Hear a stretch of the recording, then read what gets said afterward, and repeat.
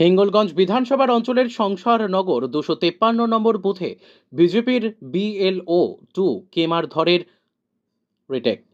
বিজেপির বিএলওকে মারধরের অভিযোগ তৃণমূলের বিরুদ্ধে। অভিযোগ অস্বীকার তৃণমূলের।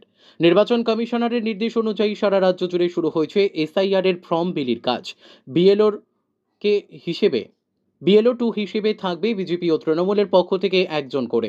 সেই অনুযায়ী 24 পরগনার হিঙ্গলগঞ্জের কালীতলা অঞ্চলের সংসারনগরে বিজেপির পক্ষ থেকে বিএলও 2-র দায়িত্বে ছিল রঞ্জিত মল্লিক, যা কিনা হিঙ্গলগঞ্জ মণ্ডল 4-এর মধ্যে পড়ে। সেখানকার একজন কর্মী তিনি জানিয়েছেন, দায়িত্ব পালন করে ফেরার পথে রঞ্জিত মল্লিকের ওপর প্রধানের উস্কানিতে সাজ্জাদ গাজী, সুনীল মণ্ডল ও চিন্ময় মণ্ডলরা রঞ্জিত মল্লিককে নির্মমভাবে মারধর করে। তিনি এই মুহূর্তে ব্লক হসপিটালে চিকিৎসাধীন। হিঙ্গলগঞ্জ মণ্ডল 4-এর সভাপতি বাবুরাম মণ্ডল তিনি জানিয়েছেন, এটাই হলো তৃণমূলের মৃত্যুবান, তাই জন্য তৃণমূলের লোকেরা এই ধরনের ঘটনা ঘটাচ্ছে।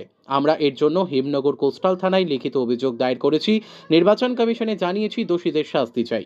অন্যদিকে অভিযোগ অস্বীকার করে হিঙ্গলগঞ্জের বনভূমির কর্মাধ্যক্ষ সুরজিৎ বর্মন তিনি বলেন, বাংলায় বিজেপির কমে সিট নেই। এখানে তৃণমূল সবসময় মানুষের পাশে ছিল, আছে, থাকবে। দেখুন, কে কাকে কোথায় মারছে আর কি ঘটনা, পথে ঘাটের ঘটনা, এবার এটা আমাদেরও অজানা। বিষয়টা জানতে হবে।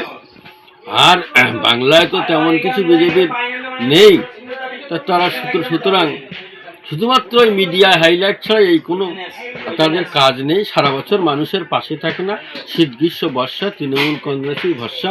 তো বাংলায় তৃণমূল কংগ্রেস আছে, থাকবে এবং 26 সালে 250-র বেশি সিট নিয়ে ক্ষমতা আসবে। ধন্যবাদ। হিঙ্গলগঞ্জ বিধানসভার এসসি ওবিসি সেলের চেয়ারম্যান সুরজিৎ বর্মন।